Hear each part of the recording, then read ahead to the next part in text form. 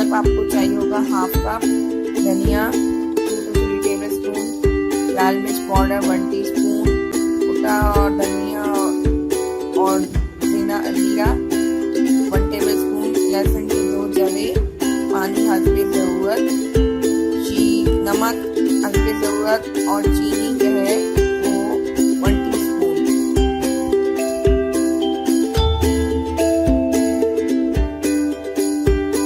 Blender ले लें और उसमें इमली का पल्प हाफ कप,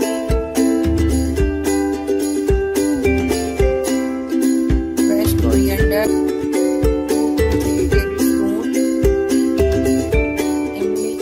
लहसुन के 2 जवे, कुटा हुआ भुना हुआ धनिया और जीरा 1 टेबल स्पून, चीनी, नमक,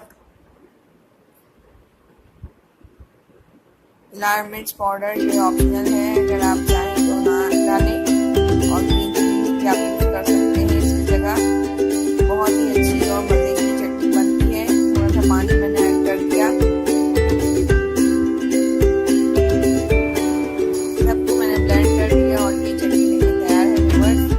आई होप आप लोगों को पसंद आएगी, जरूर ट्राई कीजिएगा। ये चटनी चिकन टिक्का के साथ बहुत अच्छी लगती है। जो हम बाहर से टिक्की लाते हैं उनके साथ यही चटनी मिलती है। ज़रूर ट्राई कीजिएगा। मेरी वीडियो को लाइक करें और मेरे चैनल को सब्सक्राइब करें। अल्लाह हाफिज़।